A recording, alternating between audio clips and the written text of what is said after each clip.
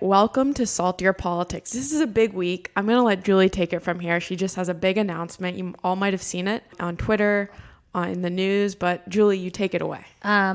Well, as I said last week that we were going to have a big announcement this week, the big announcement is that Gretchen Carlson, who you might remember as the host of Fox and Friends, formerly Fox and Friends, the host of The Real Story. I think you worked on her show, didn't you, Emily, at some point? 2 p.m.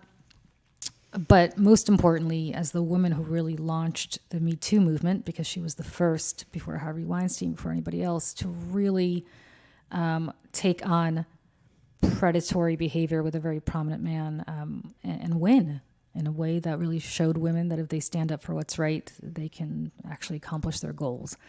And so she and I launched an organization called Lift Our Voices, which everybody should sign up for. It's called, go to www.liftourvoices.com and sign up. If you have a couple of bucks you want to donate, it's a nonprofit, please donate for a very, very worthwhile cause. We are building an army to take on mandatory non-disclosure agreements and other confidentiality provisions that prevent women from, and others, not just women, women and men, from speaking out about their work experiences, as specifically as it relates to toxic work environment. Emily, you know that there's 2 types of confidentiality agreements out there. One, obviously, if you work for Coca-Cola and you have the formula to Coke, you obviously shouldn't be able to walk into PepsiCo headquarters and give Pepsi the secret formula to Coke. On the other hand, a third of American workers right now are bound by non-disclosure agreements or confidentiality provisions, and those are mainly used to enforce toxic work environment and bad behavior. And that's not right. I mean, in fact, that's really wrong. And for all the people out there that think, well, you know, Julie, you signed a non-disclosure agreement with Fox News when you settled. 2 things. One is I'm actually bound by 2 non-disclosure agreements. One was with Fox. The other is with an entity that made me sign it upon employment. And I assumed when I signed it upon employment, upon signing the consulting contract with that entity, that it was going to be around proprietary information that was sort of trade secret information, and it wasn't. It was it's being enforced against a whole host of women right now, specifically about toxic work environment. So it happens when you come, and it happens when you go. It happens when you sign up to work for somebody, and it happens when you leave. And for all the people out there that say, well, you didn't have to settle, or you didn't have to work for this entity, if they made you sign an NDA, understand that these issues are so prevalent right now. These contracts are so prevalent that you almost have no choice but to sign them. That's a big issue, because I'm like so excited for you and Gretchen. I've been telling everybody about once you guys made the announcement. And I was out to dinner with friends, and they were like, well, they decided to sign the NDA. Well, let me tell you something about... and so please clear this up. Let me clear this up, because it's so annoying to me. People keep saying this all the time. So first and foremost, when you are litigating, it is probably at least 3 years before you see the inside of a courtroom if you go to trial. And in those 3 years, you are effectively prevented from moving on with your life. You are effectively prevented from finding new employment, because people don't necessarily want to hire you in the TV business if you're litigating with a company and you have that hanging over you. And most importantly, you are settling a case that doesn't have much to do with the NDA. So, for example, when I got my settlement from Fox, I didn't consider that hush money. I didn't consider that as a settlement as part of well, here's some money, now keep your mouth shut. That to me was compensation for loss of income, for loss of opportunity to continue working at that company.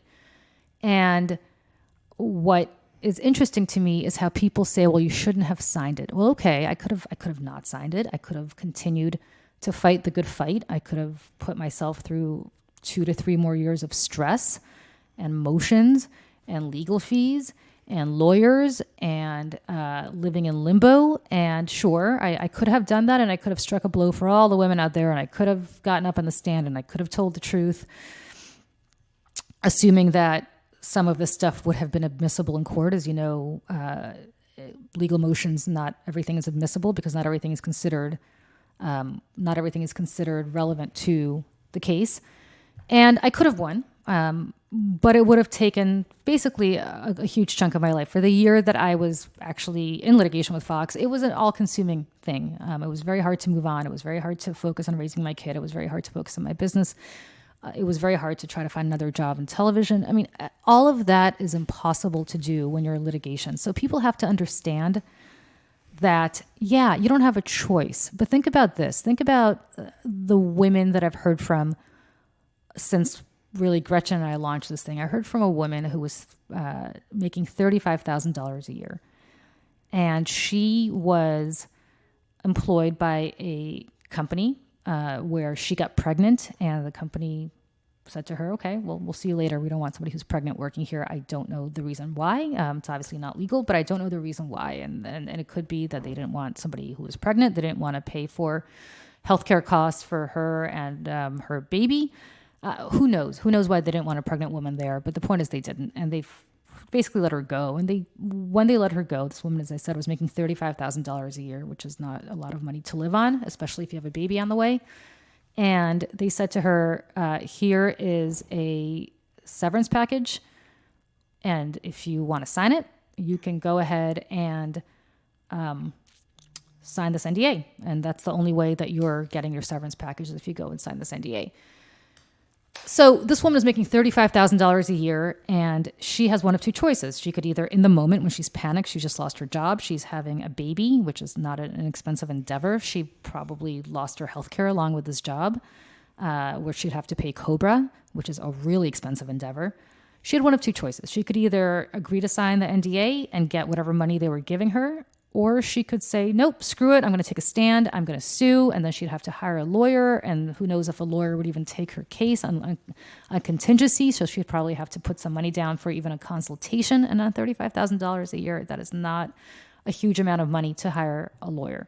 So do you blame this woman for signing this NDA and taking whatever money she could in order to support herself and her baby? I don't blame her at all. And you hear stories like this all the time. Do you blame the 22 or 23-year-old that is made to sign an NDA or a confidentiality agreement when it's placed before her in order for her to get her dream job? And they say, just sign this NDA and you can have your dream job. Does she have many options to say, I'm not going to sign it, I'm going to get another job somewhere? It's not how real life works. And for anybody who thinks that it does, they're being very naive about it. From my perspective, and Gretchen's, I don't want to speak for Gretchen, but from my perspective, there is a movie being made about us that is coming out today in Los Angeles and New York. And I've seen that movie. It's called Bombshell. And my part in it is very small. Gretchen's part in it is quite big. I can't tell you, Emily, whether that movie portrays what happened to me accurately or not, because I'm bound by an NDA. Now, when I signed my NDA, did I think that they would be making movies about me, that somebody would be purporting to tell my story and I can't tell my own story? No. I certainly didn't think I would give up lifetime rights to watch other people tell my story the way they believe it happened, but they don't really know how it happened because I can't tell them how it happened. So I can't speak. There is literally a woman playing me in a movie, and I cannot tell you whether the way she's portraying my story is accurate, whether the words coming out of her mouth were words that were actually spoken by me. I can't do that. And think about that. I mean, think about the fact that other people are able to tell my story, but I can't. Am I allowed to say none of the stuff she says is stuff you would ever say? Well, I don't know, because have you seen the movie? I mean, I mean, the point is, like, I can't comment. Right. And it's another form of taking the power away from you.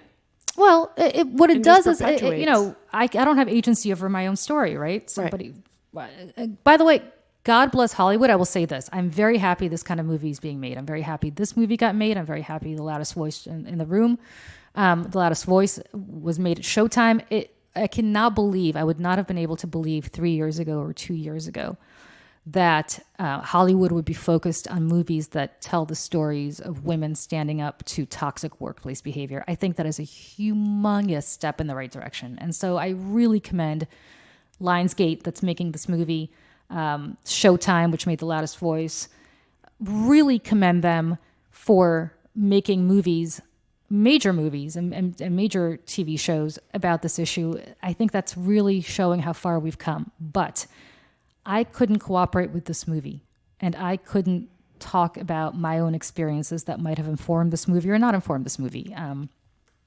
The point is, I don't have agency over my own story. Other people can say it. So for let's say that woman who got fired or let go because she was pregnant, she can't say a word about why she was let go. The company that let her go was able to say all sorts of things. They can say they let her go because her work performance stunk, or they can say they let her go because she stole money. I mean, whatever the reason they can claim. I'm not saying they did, but they can claim. Or she's difficult to work with. Or she's difficult to work. Oh, yeah, my favorite. Right. my favorite. She's difficult to work with. That's actually my favorite one. That she's difficult to work with. Or that who knows? And the point is that she can't respond. So the difficult to work with thing is actually a great way to say it. Oh, what do you think about Emily? Why isn't she working at your company anymore? Oh, wow, Emily's just, I don't want to say this, but Emily's really difficult to work with. How about the fact that maybe Emily went to HR and said, hey, my boss is harassing me. And HR said, hey, Emily, we'll see you later. We don't really want you working here. Here's a settlement for a couple, $1,000 or whatever the money is. Sign this NDA, and you're pregnant. And this is not you, Emily, but some imaginary Emily is pregnant and desperate. And she takes the money and she signs an NDA. And then she gets to have a company go around saying that she's difficult to work with. And so other companies shouldn't hire her. I mean, that's quite a thing that you're giving away. And so that is a very long answer to the question for your friends of, they shouldn't have signed the NDAs. NDAs shouldn't exist. There's a different way to look at this. And I think this is so toxic that this is the paradigm people are looking at this. Rather than saying women shouldn't have signed the NDAs, why don't you say that maybe the people that engaged in toxic workplace behavior shouldn't be engaged in toxic workplace behavior? And if we didn't have NDAs, and if we were all able to speak freely to each other, maybe, just maybe, the men, and not just men, because there are women too, but the people who are perpetuating this toxic workplace behavior would think twice about perpetuating it. But when you're paying off people to stay quiet and they take the money out of desperation or exhaustion or the myriad reasons as to why they would take a settlement, guess what happens? The people who are engaging in toxic behavior get to do it because they get away with it and nobody ever talks about it. So a different way of looking at it, rather than maybe you shouldn't sign it, is maybe we shouldn't have them, so that maybe people would actually be held accountable for their behavior as opposed to having it swept under the rug. So agreed. Thank you. So what is I'm going to put the website in the description of the podcast of this episode, but also just what is it one more time? So if people it's www.liftourvoices.com. I have to say the Hollywood Reporter was incredibly generous to us. They wrote a wonderful write-up of our story, of our, not our story, but our movement. They invited us to speak or to participate in their Power 100 Women Entertainment Breakfast. They but they invited Gretchen to introduce Ronan Farrow, and in the process to really talk about our movement and ask people to join our cause. The one other thing I want to add is anybody who wants to join can either go to the website or they can text LIFT, L-I-F-T, to 797979, and that way they will be signed up. LIFT, L-I-F-T, to 797979. But it was very surreal, I got to tell you, walking a red carpet in Hollywood. Like, talk about things that you never thought you'd be doing. I watched when you tweeted out the link to seeing you guys there. Well, what you couldn't see in that link is it's just incredible. We were standing, 2 feet away from Reese Witherspoon and Olivia Wilde and Charlize Theron, all these people who are just stunning in real life. Were you starstruck? I don't. You don't get starstruck. I don't get starstruck. Okay. I don't get starstruck. But it wasn't so much a feeling of being starstruck. It was a feeling of, okay, well, this is an interesting experience in my life. Kind of when I'll be 90 years old, if I'm still alive, I'll look back on that and say, well, that happened. We got to sit at the same table with a bunch of really interesting people. Brian Lord, who's the head of Creative Artists of America, CAA, who was wonderful. Chuck Lorre, who, as you know, produced 2.5 Men, The Big Bang Theory. And Sophia Bush, who oh my gosh, One Tree Hill. She's an activist. She's amazing. so she's Oh my God. so in real life, Emily, I got to tell you, she's even more amazing. She's great. She's an activist. I follow her on She Instagram. is an activist. She in real life is just so passionate about these issues. She's great. Like, people that you meet and you kind of know about their activism, and then you meet them in real life and you realize they're even more awesome, if that's possible, in real life than they are in their public persona. And that is her. She is just great on every level. Smart, passionate about what she's doing, stunning, which has nothing to do with anything other than she's really just a pretty person. On the inside and out. Right. And just fantastic in every way. She did a podcast with Gretchen that Gretchen did before I got out to LA that I think she's going to post, which I'll tweet out and promote when she does. And so should this podcast. But she's just great on every level. I cannot say enough good stuff about her. As a point of personal privilege, do you watch The Crown? Yes. Okay, so I love The Crown, and every time I watch The Crown, when they first do the intro scene of The Crown, a name pops up, a woman named Nina Wolarski, who's the executive producer of The Crown. Nina Wolarski and I went to high school together, and we were really close friends. And every time I see her name pop up, she also is the executive producer of Orange is the New Black. And Nina Wolarski and I were super tight in high school. She was a year younger than I was. She was like a little sister to me. And sadly, as you do when you go off to college and somebody's remaining in high school, you kind of fall out of touch. Anyway, of course, I remember Nina Wolarski so well because she produces these incredible shows and sort of oversees them and is just this powerhouse. And every time I see her, the credits come up with her name, I just get more and more proud. The point is, I'm at this breakfast. I look over who's tapping me on the shoulder, but Nina Wolarski.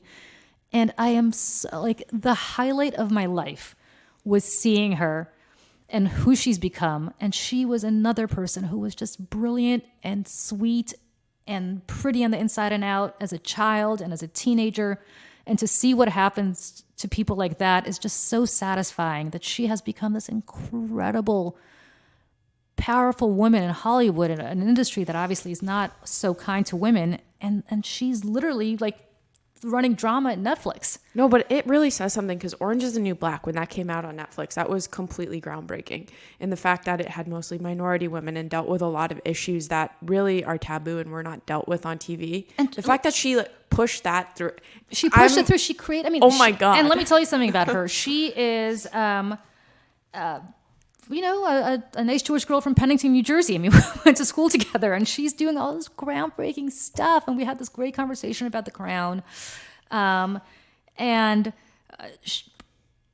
can't tell you enough good stuff about her and just how incredible she is and all the incredible work that she's doing. And so for me personally, the highlight of all of this, in addition to launching Lift Our Voices, www.liftourvoices.com, was seeing her and just how amazing she is. And I always knew she would be, and I always knew that whatever she channeled her energy into would be incredible, but who could have imagined that Netflix would even exist 30 years ago, which is probably the last time she really hung out. And also Sophia Bush. I mean, Sophia Bush is such a passionate, incredible advocate, just really great. Again, Brian Lord, who runs CAA, who was married to Carrie Fisher and is the father of Billy Lord, was just really passionate and wonderful and just about supporting women. This was actually, this breakfast was a scholarship event for women, young girls, actually, I shouldn't say women, high school girls, a mentoring program where they pair them up with these really powerful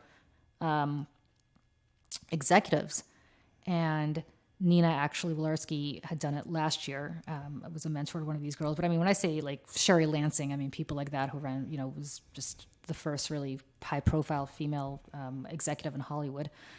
And it's a great, worthwhile program. So hats off to the Hollywood Reporter for doing this, and hats off to all these great female executives for empowering these women, and also to people like Chuck Lorre and Brian Lord, men who fund these programs. I mean, you don't have to do that if you're a guy, but they do, and they're great. So all in all, it was an incredible experience. and it was an incredible way to launch this movement, which I really urge everybody to sign up for and to support. And if you have a couple of bucks to donate, we would appreciate that as well, because right now Gretchen and I are funding it primarily ourselves, but we obviously, this is a 501c3, so we want to raise money and help the cause, and hopefully together we can open up a new phase in the Me Too movement. So that was my week, which is a crazy week. Well, this goes right into our next thing of why what you guys are doing is so important and why visibility is so important. In the event that you went to, the Harvey Weinstein, the tentative $25 million deal with the 30 women who have accused him of sexual misconduct, the settlement apparently won't require the Hollywood producer to admit wrongdoing or pay anything to the alleged victims himself. It would be paid by the insurance companies representing the Weinstein Company. The deal would bring an end to all civil suits against him and the Weinstein Company, but he still faces a criminal trial. Well, this is a great example of what we just talked about. Yeah. So you have these women whose careers were effectively derailed by Harvey Weinstein. And you saw what he said about people like Mia Sorvino, Oscar winner, which is that, when she rejected him. Mia Sorvino, Oscar winner, Hollywood royalty in the sense that her father, Paul Sorvino, was a huge actor, a Harvard graduate. I mean, this is no little shrinking violet. And he basically derailed her career by telling people that she was difficult to work with. She wasn't difficult to work with. She just didn't want to put out. Right. And so, look, Ashley Judd is one of the people who he did this to, who said that she's continuing with her civil suit, that she's not part of the settlement. But for the actresses and others who are taking the settlement, I get it. Right. I get it. I mean, a lot of them are not big names. A lot of them are not people that we'd previously heard of. A lot of them had their careers derailed and their income derailed, and they probably need the money. I don't blame them for settling. But here's another thing that really you illuminated for me when you were talking about NDAs and settlements and stuff like that. Okay, so $25 million for over 30 women. They're not getting $1 million. And then how much of that goes to lawyer fees? How much of that goes to taxes? And to his legal fees. Right. Don't forget, this is the insurance company. Let me tell you something. This is what people don't get. It's like they're going to not get very much. Let me tell you what... So 30 women? Yeah, 20, over 30, yeah. Okay. So it's 25 million. 25 million. So let's say it's 30 women, 25 million, right? So each of these women is getting less than $1 million. 50% of that goes straight to taxes. Goodbye. I'm sorry, before we even get to that, a third of that probably goes to legal fees, if not more. And then the remainder of that, 50% of it goes to taxes. By the time it's all said and done, they will be lucky if they walk out of there with a couple of $100,000 for a destroyed and derailed career with potential earnings in the tens of millions had they put out and Harvey Weinstein made them a star. Right. Or even had they not put out and Harvey Weinstein hadn't blackballed them. That's nothing. I mean, I'm not suggesting that a couple $100,000 is nothing, but think about that for your entire career, for your entire family, career, everything. The prospect of lost income that you would have, that's it for the rest. I mean, not the rest of your life, but I don't know. A lot of these women who were really on the cusp of massive stardom after he derailed them and basically ran them out of the business, and he had the power to do that. I don't know what they're doing, but I don't think they're making bank. Right. So what I find fascinating about this is all the people who are saying, well, Harvey Weinstein's not being held accountable. No. And you know what? Neither are... Well, look at Bill O'Reilly. Great example, right? Bill O'Reilly got a massive chunk of change on his way out the door of Fox News, as did Roger Ailes. And I don't know whether insurance covered their costs, whether Fox News covered their costs, whether their legal fees were covered by outside entities. The point is, the men always seem to skate. And every time I turn on the TV, this is what I see. Sean Hannity saying to Bill O'Reilly, or turn on the radio, hey, Bill, you've got to come back to work. When are you coming back to Fox News? When are you coming back? When are you coming back? Matt Lauer has been in the wilderness for 3 years. Or 2 years. What's Matt Lauer going to do next? Nobody ever talks about what these women who did nothing more than speak up, what are they going to do next?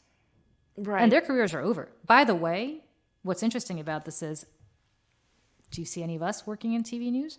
Right. I suggest like a show like Outnumber Revisited with like you, Diana, Gretchen, all Juliet, like all just the new hosts. And I think that would really be fantastic. But I mean, that would be. I came up with it right here, folks. Great idea. Revisited. You should. Oh God, I think that name might be trademarked to the Fox News channel. But and I said this publicly before. We didn't lose our talent. No, we didn't lose our talent. It's that we just spoke up, and I find it galling that the most prominent guy on air at Fox News, who, there's no question Sean Hannity basically runs Fox News these days, is inviting Bill O'Reilly back on. I mean, really? Why don't you invite back Julia Huddy, Rebecca Diamond, Andrea Macris? I can go on and on with the names, Lise Wheel.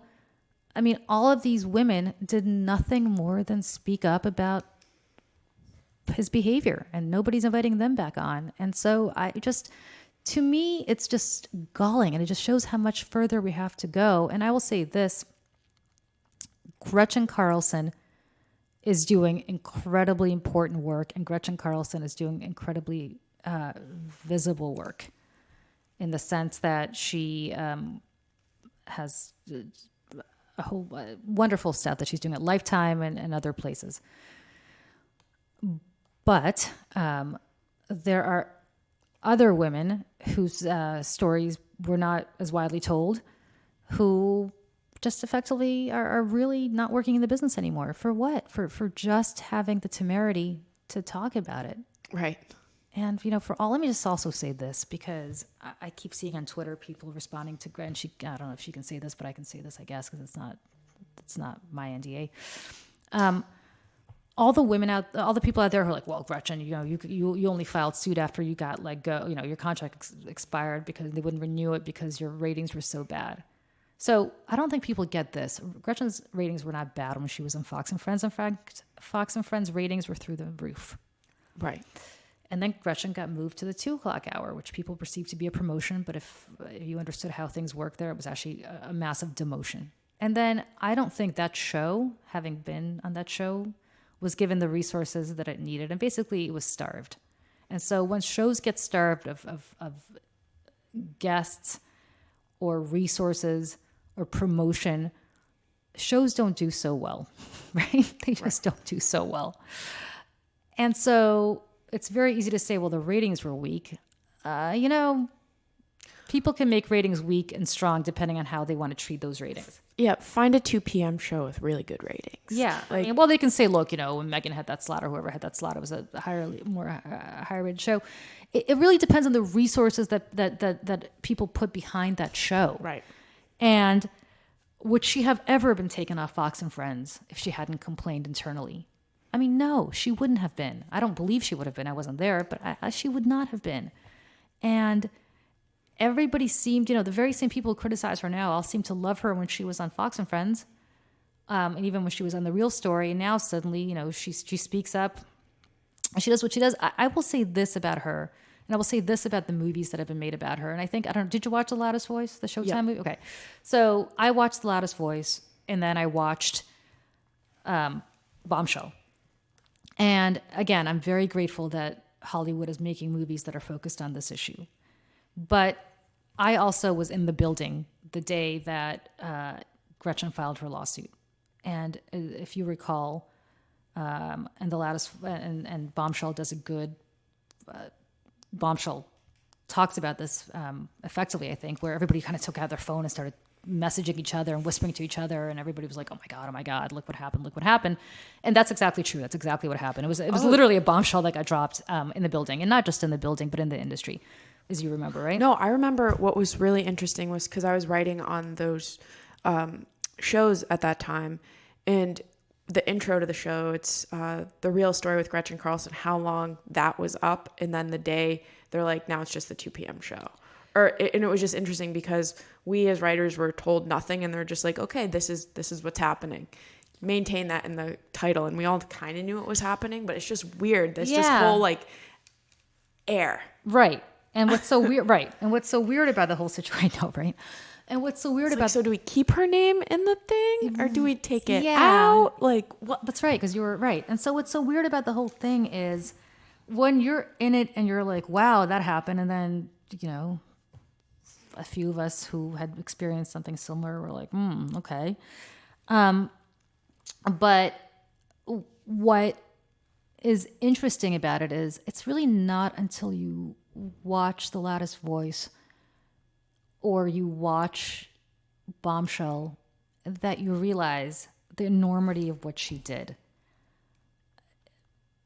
The odds of survival were probably 0.0001%, insofar as she basically jumped out of a helicopter without a parachute. And what are the odds that you think you would actually take on somebody so powerful, take on an organization that is so powerful, and not just survive, but thrive? And not just survive and thrive, but basically begin a movement of women coming forward and saying, hey, there is a possibility that we could take on really powerful men. And so what I think is interesting about all of this and all of this media attention is that I don't think enough attention is being paid to how absolutely courageous that was.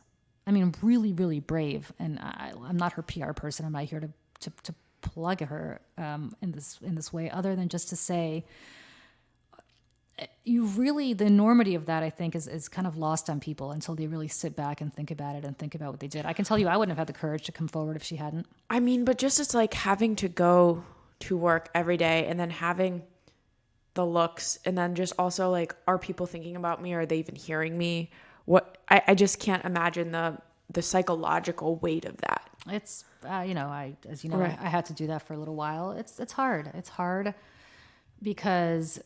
And the thing is, like, you guys are such smart women with so much to say and like to do. And the fact that something so awful happened and then that has to be like what comes first when you guys walk into a room is just like very... Well, that's...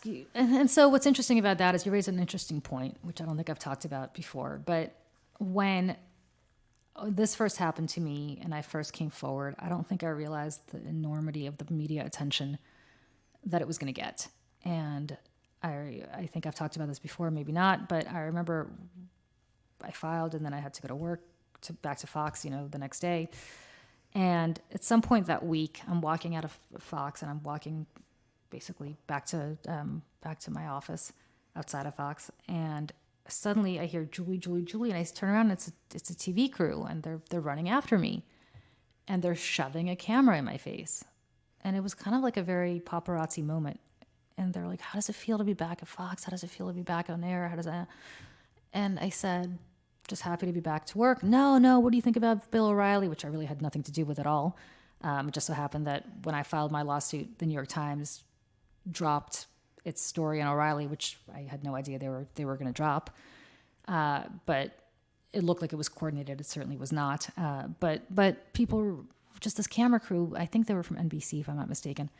How does it feel? What do you feel? And they just kept following me, and I kept saying, I can't talk to you. I don't want to talk to you guys. No, how does it feel? How does it feel? I couldn't take my son to preschool for about a week because I was worried about him being caught on camera. And as you know, I'm very protective of putting his face on camera on social media or anywhere else because I want to protect his privacy.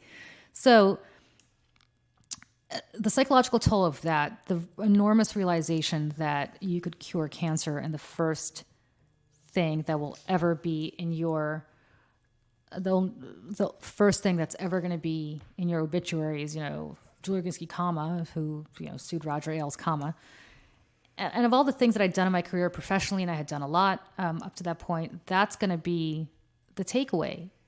And you don't think about that, or maybe at least I was kind of naive and didn't think about that. The career repercussions, I just thought, okay, I'll do this and then I'll move on to, the rest of my career. And so it took me a very long time.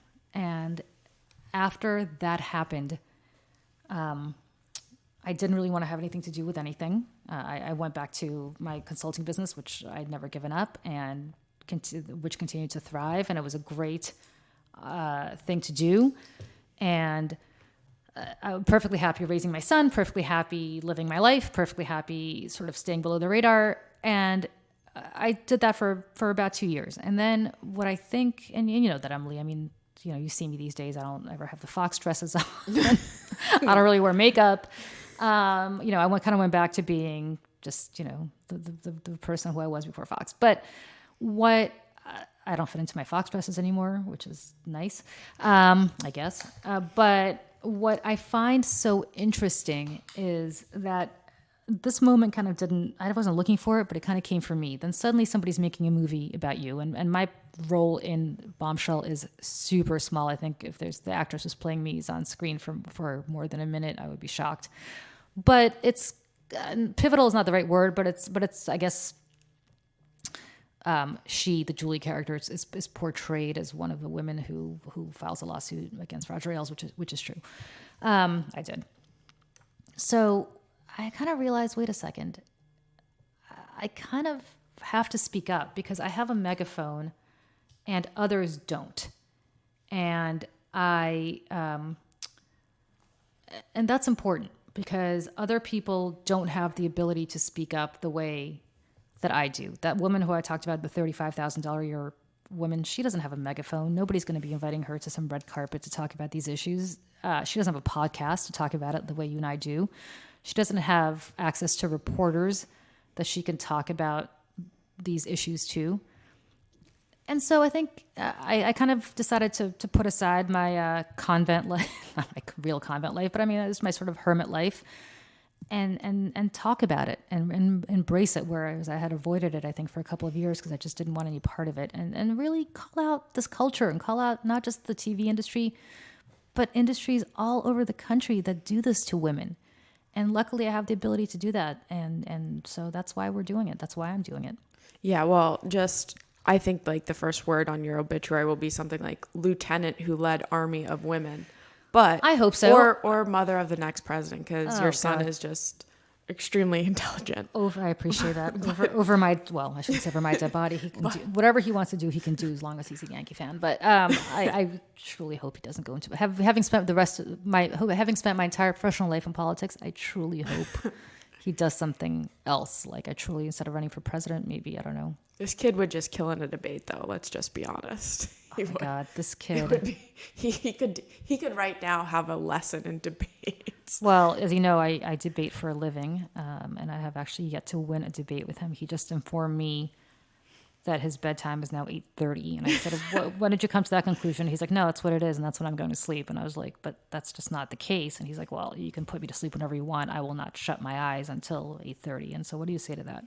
Yeah. I can't glue his eyes shut. So that's in fact what he's been doing. He's been literally keeping his eyes open until 8:30, which is when he's decided unilaterally that this is when he's going to bed. In reality, his bedtime is 7:45 because I can't go past 8 p.m. without having some, alone grown up time. But anyway, so that's my story.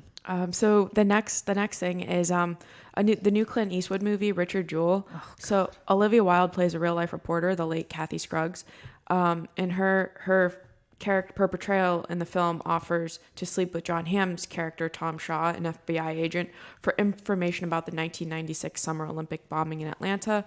Kevin Riley, the current editor-in-chief of the Atlanta Journal-Constitution, criticized the film for its portrayal of Scruggs, stating that there was no evidence of her trading sex for information and that the suggestion was offensive and deeply troubling.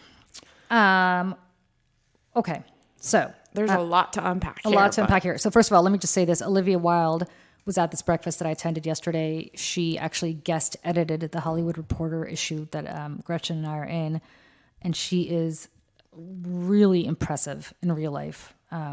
Just really, really impressive. So this is not a knock on Olivia Wilde. However, I will say that if I were Kathy Scruggs' family, I would be deeply, deeply offended. And if I were Kathy Scruggs and I were still alive, and unfortunately she's no longer with us, I would sue to say that you slept with a source as a female journalist basically implies that you couldn't get that source to cooperate with you because of your tenacity or your brain or your professional acumen. It was because you put out.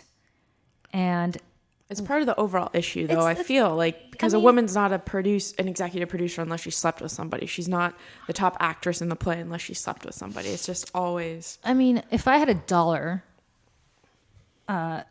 for so believe it or not, I know this is hard to believe that women can accomplish something on their own. I have never used my feminine wiles to advance my political career or my career in politics. Or in PR, or in TV. But if I had $1 for every time somebody implied that I had, I'd be a really rich woman. Because when I was a young staffer coming up, I was 23 or 24. Oh, clearly, well, I mean, the reason she's working for that congressman is clear. I mean, she must be hooking up with him, or she's working for that politician because she must be hooking up with him. Like, it was almost, this is in the mid-90s, this was almost accepted. Right, because people couldn't accept that you got there by your own intelligence. And you know what's sad? And I talk about this, I've never talked about it publicly like this, but I talk about it internally in my business all the time. I started out in politics in 1996 with, I don't know how many women. Pretty much half the people that I worked with were women.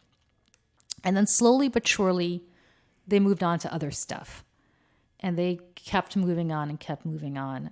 And at least in my world in politics, now in my world, in my level, I'm one of the very few women who has remained. And there's a reason for that. They don't want to put up with that nonsense. They don't want to put up with people constantly questioning how they got to where they got. They don't want to put up with these slings and arrows consistently. I happen to have an incredibly thick skin. There's really nothing anybody can say to offend me. Trust me, everybody on Twitter has tried. I was a Democrat on Fox News for years and years. I have heard it all. There's no way, there's nothing anybody can say to offend me. But that's not the case for most people. And I think that, of course, and this is the same thing here. I mean, look at the women who are breaking really important news. Who's probably the most prominent female journalist working today? Maggie Haberman at the New York Times. A tenacious, I know Maggie, she's fantastic. A tenacious, just pitbull, incredible journalist who works her sources professionally and I keep using the word tenaciously, but she really does. Some of the, keep going. I mean, some of the women who are the two women who broke the Harvey Weinstein story at the New York Times. I guess, people like Sungmin Kim at the Washington Post, another good friend. These are women who are just doing incredible journalism. And for anybody to imply that, of course. And then you have Jesse Waters on Fox News the other day talking about how, there's plenty of, female journalists, of course, when journalists sleep with their sources. He brings up one real life example and he's like, of course, let me give you some examples. Thank You for Smoking, fictional movie. Fletch, which I think Chevy Chase was the guy who actually slept with somebody, fictional movie. This movie about Richard Jewell, no evidence that this ever happened. So why is it only the women? Right. Why is it only the women? Why are, of course, a woman can't get to where she got on her own. Of course, she has to sleep with somebody. I mean, could you just imagine being a woman where all you want to do is, this is literally all I've ever wanted to do in life. Ready? This is all I wanted to do, whether I was on TV or in my political world. All I want to do is show up to work, do my job as well as I can, and do it again the next day. I am not interested, and no woman I know is interested in doing anything more than that. But the nonsense that women have to put up with, the comments that women have to put up with. Olivia Wilde, ironically enough, made a really good point in her speech the other day, and I'm completely paraphrasing here, but she said something like, look at the messages we're sending women, or just the language that we use, that people use. Don't be a pussy. I hate that word, by the way. Don't be a pussy. You're being, man up. Oh, that takes balls to do. I mean, things like that are completely, she's so right. I mean, until she said it, it was just, she's so right. it's language that inherently implies that to be a woman is to be weak, and to be a guy is to be strong and powerful. And it was such a point. It was so well taken, this point. And I mean, you know this too. Look at the world that you operate in professionally. I mean, you are a young, physically attractive woman. I mean, think about the nonsense that you have to go through just based on that alone. Yep.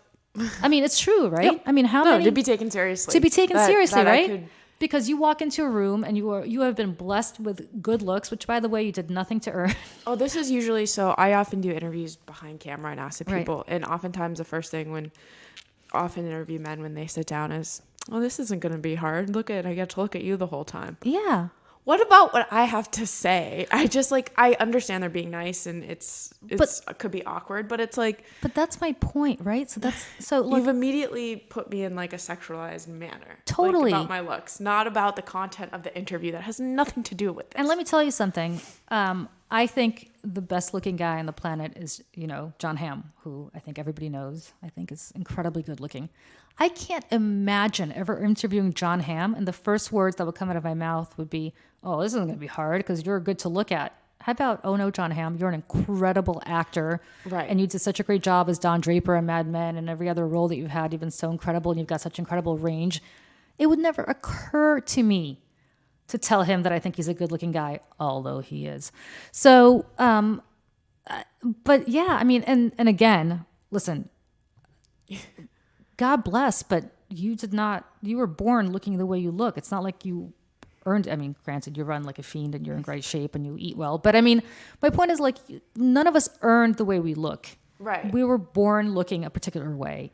And so why comment on something that is not an achievement of ours? Right. And men don't ever comment. Nobody ever does that to men. Exactly. It would be weird if some woman was like, "Oh, you're a really good looking guy. This interview is not going to be hard." It wouldn't happen. I can't think of any time it would happen. But especially you're in your 20s, and I remember being in my 20s, and just the consistent crap that I had to go through to get to the point. And luckily, as you get older, that starts happening to you less and less because younger women replace you, and for me, that's actually been kind of a relief. But it's just annoying, and that's what women have to go through. And again, you asked about the Richard Jewell movie. It's ironic to me that a movie that purports to be about somebody mistakenly accusing somebody of a horrible crime, which is what Richard Jewell was accused of. You remember? I don't know. Were you around when that bombing happened in the 90s? I was 6. Okay. So anyway, I remember it quite well.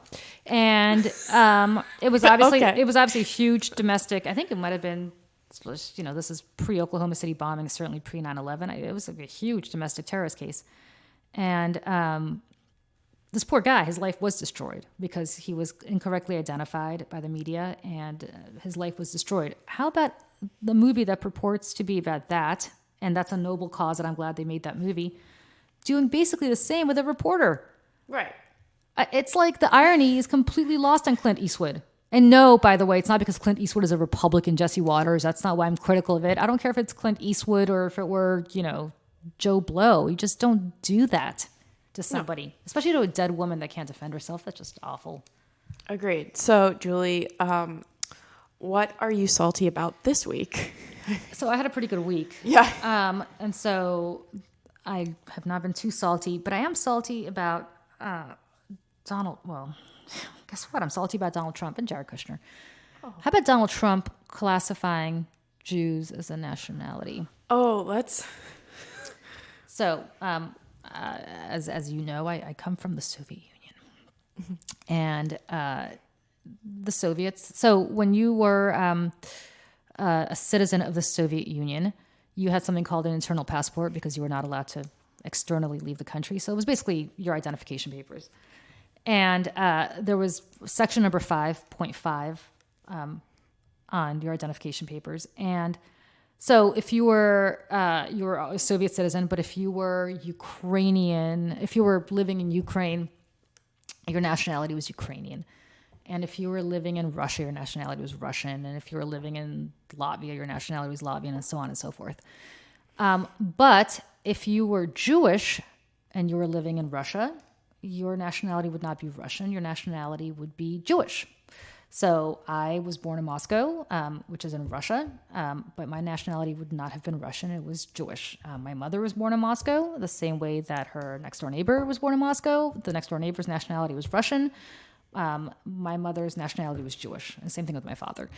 And same thing with every Jew in the Soviet Union. So when you start identifying Jews as, and by the way, spoiler alert, it did not go well for the Jews being in the Soviet Union to be identified that way. So the same way that German Jews had to wear Stars of David, even if they were atheist, and even if they were totally secular, it was not a religion. It was that they were considered racially Jewish, the same way we were considered racially Jewish. And I think that is a massive, massive problem because it's just uncalled for. And, I don't, to do that is insane. And for Jared Kushner to basically say publicly this week, anti-Zionism is anti-Semitism. Let me just say this as a Jew.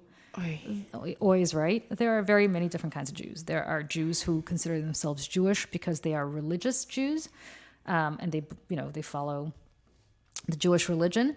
I personally am not religious, so I'm not one of them. There are Jews who consider themselves Jewish because they are Zionists, and there are Jews who consider themselves Jewish because there is a 2,000-year tradition of a diaspora. Where they have cultural identifiers that make them feel Jewish.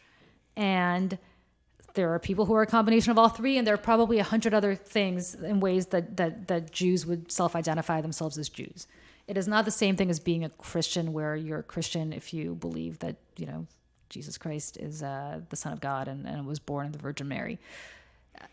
Being Jewish has very many different things to very many different people. There are Jews out there, again, I'm not one of them, but there are many Jews out there, many, who don't agree with Zionism. By the way, some of those Jews are ultra religious Jews who don't believe the state of Israel should exist until the Messiah comes back. And those people, would see Jared Kushner's synagogue attendance and raise them about 20 million. Right. And there are Jews out there who are just opposed to the whole notion of a Jewish state and think that what is the land of Israel today should be split between, should not be a Jewish state, but should be a state open to everybody, to Muslims. So it shouldn't be identified as a Jewish state any more than the United States is not a Christian state. So again, I'm not defending the views of either of those demographics. I'm just explaining to you that both those groups would consider themselves to be Jews. It is not for Jared Kushner to define what other Jews are and to say that that's anti-Semitic. Anti-Semitism to me, I just think it's interesting how Kushner can do a black and white line, good versus bad, and Trump couldn't do that with white nationalists. These people are bad. So, well, we know why Trump is doing that. There's not one Jew I know out there who's falling for this bull. Right. In fact, most Jews who I've spoken to, if not all Jews that I've spoken to about this, and there have been many this week, actually think this is a really alarming development for somebody to classify Jews as a nationality. What I think is relevant and important is they are not doing, they're doing this for the evangelical vote. This is what the evangelicals want to know. Right. Literally, this is what this is because if you're an evangelical Christian, you believe that the second coming is only going to happen, Armageddon and all this stuff, when the Jews basically go back, return to the Holy Land. So I got to tell you, it's so transparent and it's so offensive. This is not what Jews want.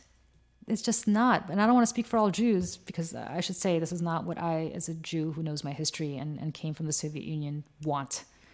And no more than Jared Kushner can speak for me, and no more than he can speak for anybody else. So shame on him. Shame on Donald Trump. Let's leave the Jews alone. let's you want to talk about anti-Semitism? Let's talk about the fact that people died in Jersey City, New Jersey. Oh God, yeah. This week because some anti-Semites opened fire in a kosher store. That's what you should be talking about, not castigating some Jews for being bad Jews. Thank you, Donald Trump. I don't really need Donald Trump to be lecturing me or any other Jews on what makes a good Jew or a bad Jew. Anyway, awful. Well, on a lighter note of what I am salty about, or really not salty about, I don't know if you had the pleasure or displeasure of seeing the 30-second Peloton commercial. I'm not salty about it. Okay, because like I can get why people are saying it was sexist, but for those who haven't, it starts with a husband surprising his wife with the Peloton bike on Christmas morning. She goes for her first ride, admitting she's, quote, a little nervous but excited. And then the next scenes see the wife rushing in the door after work to get her workout in, waking up at 6 a.m. to do the same. And then she says, quote, a year ago, I didn't realize how much this would change me, end quote. She says at the end of the ad as she and her husband sit down on the couch and watch video footage of her workouts from the past year. I see why people could be offended who don't like to work out, but for someone who does, I'd be like, that's an awesome gift. I wasn't offended by this commercial at all. Well, I see it, and I see maybe by the actress where she looked afraid, but I just... Oh, no, I don't think that's what people think is But offensive. I just think that, giving a bike to your wife to be, get in shape for me and, because I want to be with a fit person, that's a whole different issue, but I didn't get that from the ad. I was just because I would just be, again, legitimately excited to get a bike like that. Are you angling for a Peloton for Christmas? Is that what you're implying here? That I somebody should send you be, a Peloton? I am the 1% in this who were not salty by this ad. I'm like, okay. When I saw that, my visceral reaction at the end of this ad was like, I take it. So I think what made people salty about this ad is that not that she was getting a gift from her husband to get in shape. It was that it was revealed at the end of the ad that she had been tracking her development on the Peloton or whatever, her progress on the Peloton for her husband. So it almost seemed like she was doing it for him and not for herself. And that's, I think, the way some people took it. But the best part about this Peloton ad is not the Peloton ad. Did you see the Ryan Reynolds liquor response to that? That was fantastic. That was fantastic. When she just downed she just downed the tequila because she was like... or the gin, yeah. The gin, excuse me. Yeah, aviation gin. Yeah. That was a perfect response. Yeah, where she was like, yeah, the other women are like... I feel like here's the new beginnings. Right, someone in crisis management and PR, I feel like that is that was, I don't the know, move. I don't know which agency came up with that idea, but what a great idea and inspirational. I'm not salty about that at all. I think that's amazing. But I think the whole notion is that you shouldn't get in shape for some guy. You should get in shape for yourself. Right. And I felt like she was excited. There were personal goals that she was achieving for herself. But again, apparently I'm the 1%. I wasn't salty by it. Yeah. Listen, it's okay. I wasn't salty about it. I wasn't not salty about it. I didn't even pay attention to it until I saw the aviation gin commercial. And then I kind of went back and saw the original ad and I was like, way to go. That's fantastic. Really, the winner is Ryan Reynolds. Yeah, Ryan Reynolds, winner. Or not Ryan Reynolds himself, although he deserves credit, but the PR agency, the ad agency for aviation gin. Whoever you are, I hope you get a lot more work because that was great. What a great clap back. What a subtle and great clap back. That was so good. So, Julie, one more time, the web address for your new organization. www.liftourvoices.com or text LIFT to 797979 and come join our movement, guys and ladies. It is nonpartisan. It is non-gender specific. It is not industry specific. It is an issue that affects men, women, everybody on the planet. And I truly want everybody to join us. It is not a controversial cause. It is the right thing to do. And we want to speak. We want to be a voice for the voiceless until everybody has a voice to speak up. and talk about their own issues. And again, had I not gone through it myself, I would probably not have realized the enormity of it. But this is not so much about me or Gretchen Carlson. As I keep saying to everybody, we will be just fine, and we are just fine. It's really about the 1/3 of American workers who don't have a voice because of mandatory arbitration or NDAs. And, if it's not you today, it could be you tomorrow. And trust me, you will want to be able to share your own story with people and be able to talk about it to your friends, to publicly.